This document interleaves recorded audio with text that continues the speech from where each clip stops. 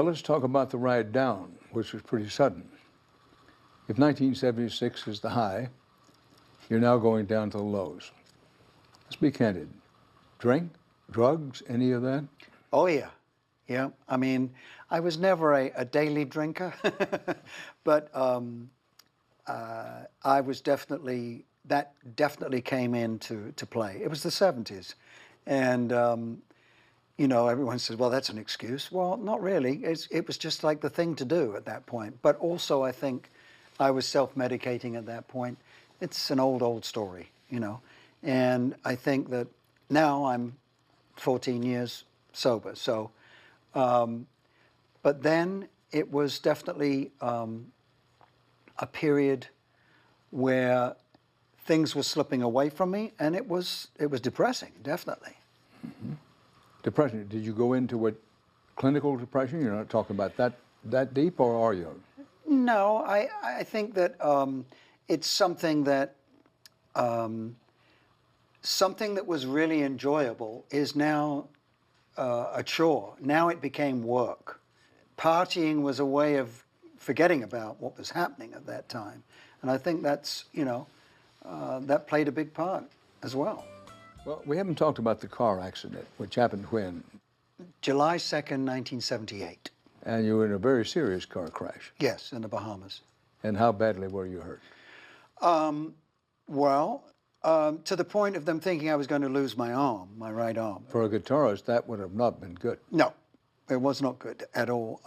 I actually fell asleep at the wheel, crashed into the wall of what we know in Nassau as the James Bond house.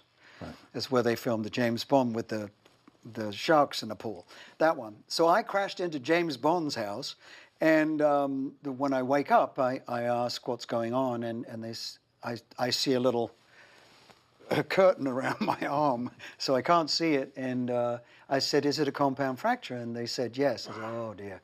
So anyway, management came down with a doctor from Lenox Hill and put me in the jet and took me back to New York, where they found I'd broken just about every bone in my ribs, arms, feet, hands. Everything was broken, and a big cut from here to here. And it was definitely a sobering moment, waking up in the hospital and realizing that no one was talking about my arm. Question. You were on the cover of Rolling Stone in a, let's say, an appealing, I didn't want to use the word sexy pose. You know, full hair to hair, open shirt, the whole thing. And that, it seems to me, cast you in a different light. I mean, you're at base a guitar player. You're a great songwriter, you're a great vocalist, but that's what you are, and you're it, is a guitar player. But this took you to that never, never land of cover boy. Yeah. Was that a factor? Absolutely. It played a huge part in changing everything, because I noticed that the guys were now at the back of the hall and the girls were at the front of the hall. And that sort of happened overnight too. I think the guys resented the fact that their girlfriends were at the front, you know, and I don't blame them, to be honest. Obviously, looks play a huge part in entertainment. Right. And I happened to look the part. You know, I had, like you say, I had the hair, I had the looks, and the chest. And I didn't realize it was happening. Whenever I would go through an airport, I'd be on another front cover with my shirt off again. Oh, God, there he is again. So we didn't do anything to hold it back, which I think those people advising me, management, and people like that, it would have been nice if we'd have said, okay, it's too much, you're overkill, you're getting to be overkill, let's pull it back. But I think, and I have to use the word greed here, I think everybody wanted to get the golden goose to lay as many eggs as he could, as quickly as possible. Right. And I wasn't ready with the material in any way, shape or form to do another album to compete with the biggest selling live Well, album. you've made a very important point which I hadn't thought of. It was a result of, what'd you say, 10, 12 years of work. Now, it hits big, and understandably, everybody wants to ride the rocket up. Right. So get something out in a hurry. Right. But now you only have a few months to get something out. Exactly. Weeks, in fact, to write. You know, all of a sudden I wasn't enjoying doing what I was doing because I was, instead of it being foraging a new part of the new path, you know, where I don't know where we're going, but we're going. Right. You know, I'm going to write my songs, play my guitar, and make my music, and wherever it takes me, that's where we're going. And I think that now, all of a sudden, I'm nervous about even wanting to write a song, you know, because it better be good, you know. And I'm not a band. Mm-hmm. It's just me. So the people that were advising me, the only person really that I think was able to advise me was me, my gut. And all of a sudden, my gut was telling me things that it didn't want to do, you know. You hit it big in 1976, but it was a long road to get to 1976. Tell me about that road. Hold on, let's see. Okay. Well, when I started my solo career in '71, it was all down to me. So singing everything, playing everything, 4-piece band, and paying my dues again after I'd left Humble Pie. But we get to 1975, and there was an album that I had done called Frampton that was successful. Not hugely successful, but it had made a mark. And so the record company, management, and myself virtually knew that what had been successful for Humble Pie before I left was a live album, Rockin' the Fillmore.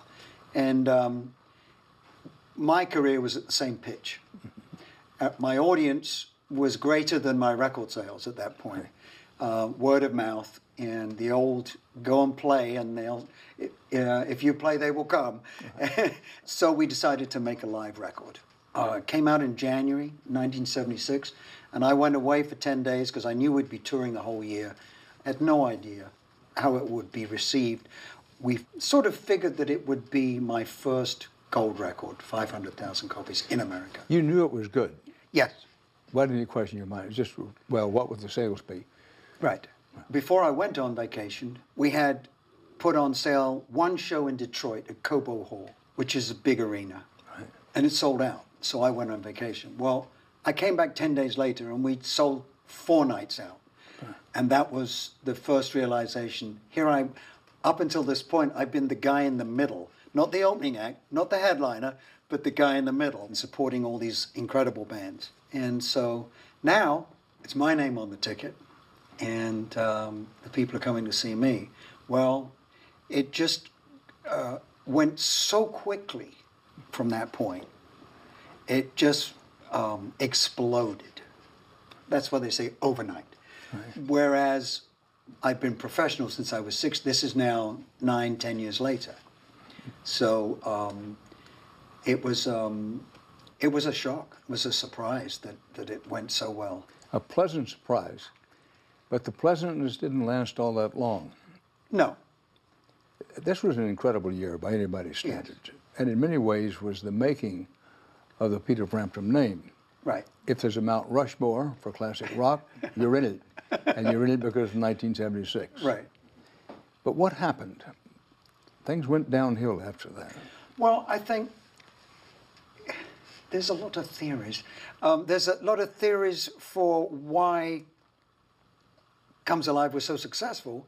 And then not only did it go to #1, the album, and stay there for the summer, it became the #1 selling record in America of all time. It Right. beat Carole King's Tapestry record. Right. And when I hit #1, it was exciting. When I was told 2 months, 3 months later, you're the biggest thing since sliced bread, basically. You've sold more than anybody else.